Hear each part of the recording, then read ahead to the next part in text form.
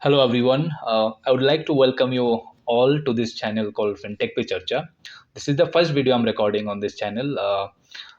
So I would like to welcome you all. Now the number doesn't matter whether it is two people, three people, or 10 people. So I would request you to please watch this video till the end. The topic that I have chosen today is UPI, because UPI is the thing that is talked about mostly by everyone these days, because the level of innovation and revolution that UPI has brought in the financial sector in the country is tremendous. In India is far ahead in terms of digital monetary transactions compared to other countries. There is no other country near to India in this sector. Today, we'll talk about although a lot of countries across the globe are adopting India's UPI, why USA won't adopt India's UPI. So, what are the hurdles? Basically, we'll talk about those. But before we jump into those hurdles, let's talk about a bit about the UPI. So UPI is the technology that has put India in top position in the world in terms of digital monetary transactions, leaving behind China and even the USA, which is known for staying a step ahead all the time in terms of technology than other countries.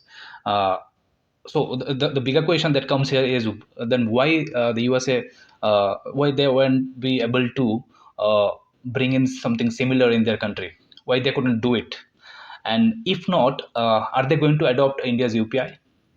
uh, Almost, currently almost 30 countries are reaching out to India, the government of India, to in order to adopt UPI in their country. And already six countries, namely the Singapore, Bhutan, Malaysia, Nepal, UAE, and recently France has adopted, they have signed an MOU with the government of India to adopt UPI in their countries.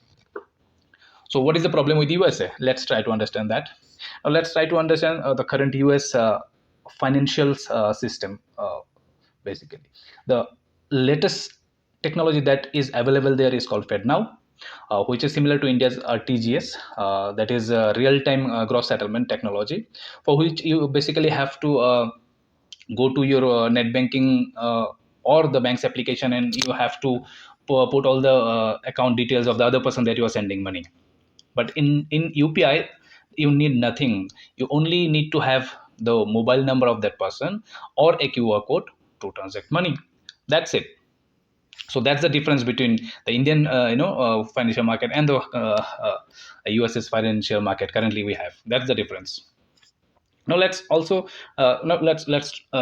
understanding the hurdles. Let's try to understand what's the US's story in this, and why it is highly unlikely that they would adopt UPI in their country. The first thing on the list, the first thing is that USA has a capitalist market, uh, which is controlled mostly by the private banks and finance companies, with a very less government influence in the market. So even if the government there tries to bring in something similar to UPI, these private entities would definitely not let that happen. They won't let UPI or India's UPI to be adopted in USA. So this becomes the first reason. The second on the list is that the monopolies in the US market. So in case UPI is adopted in USA, then the likes of Visa, Mastercard, that they would be at high risk. And this Visa and Mastercard, they were initially developed or established by the Banks Association in USA only. And how they would be at risk, because these days, if you see in USA, the retail stores, or the physical retail stores or the online retail stores, all the transactions are happening, all the payments are happening through cards, whether credit card or debit card. It's a physical form of payment, basically, or through connected cards. But with UPI, this cards transaction would drastically reduce, like it happened in India. The interesting thing is here is that the Visa and Mastercard collects commission on this from the vendors, for transactions. But in UPI, it's completely free. There is no cost of transactions. The cost is borne by the government of India. So if UPI is implemented in USA, it will badly impact the revenue of these private entities, and definitely these private entities won't allow to UPI to do that. So that becomes the second reason, second hurdle. The third thing on the list is that in the UPI platform, all banks are treated equally. So doesn't matter you are a customer, you are a banking customer of a new bank, newly formed bank, or a bigger bank in India, uh, you will have you'll get to avail the similar facility, the same facilities on the platform, on the UPI platform. But the bigger banks in USA, like the Bank of America, the Citibank, they may not like the fact that a technology like UPI comes in and it reduces their competitive advantages in the market by creating a general platform for all the banks for transactions. So they may not, like this fact. So this becomes a third reason in the list why UPI won't be adopted in USA. Last but not the least, the basic mobile to mobile transaction that happens there currently in USA is wallet to wallet transfer. We What we used to have with Paytm wallet to wallet transfer earlier. In Paytm or in this wallet transfer, what happens? It's a wallet. Basically, you will have to recharge that wallet from your account. So once you recharge that wallet, now you want to send money to someone else. So that money will reach to the wallet of that person. So it's not a direct bank to bank transfer. It's a wallet to wallet transfer. But in case of UPI, you just need a QR code or a mobile number, and you are sending the money. The money is going directly from your bank account, to the bank account of that person. So it's a direct bank to bank transfer in case of UPI without any cost involved in it for the transactions. So that's very simple and cost effective, right? There is no question of cost. The cost is borne by the government.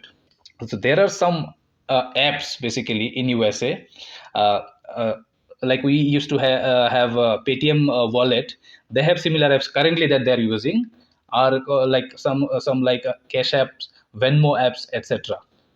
So in this case, the company holds the wallet money. Money is with the a company like Paytm or Cash App or Venmo. It's not with the bank actually. Uh, but in case of UPI, the money is with the bank only. It's not with Google Pay. It's not with Phone Pay. I mean the third-party applications. But in case of wallet, it's with the wallet wallet company only. That's the difference.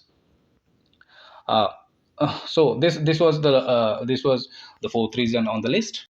So even if a similar technology UPI comes in to the US market, it will be a kind of a copy of India's UPI, which the banks and financial institutions together will develop in USA, and they will somehow find a way to keep collecting the commissions from the vendors. In fact, in UPI also, the vendors had to give commissions initially till 2019. But looking at the longer vision of UPI, the government of India has made it free for everyone, bearing the entire cost onto itself. Because of the government in India, the UPI still continues to stay a level playing field for all the banks in India.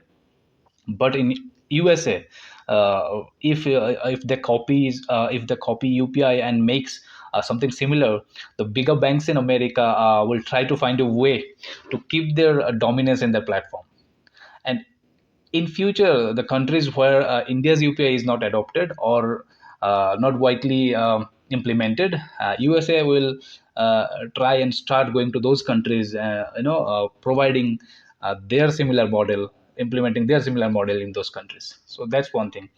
And also, I would like to mention one thing. A lot of people these days say that USA we also have a similar technology like UPI called Zelle. But I think I will make a separate video on that. Zelle is nowhere close to UPI, what UPI does or what UPI can do. So thanks for listening in, and please tune in to this channel for more such videos. Thank you very much.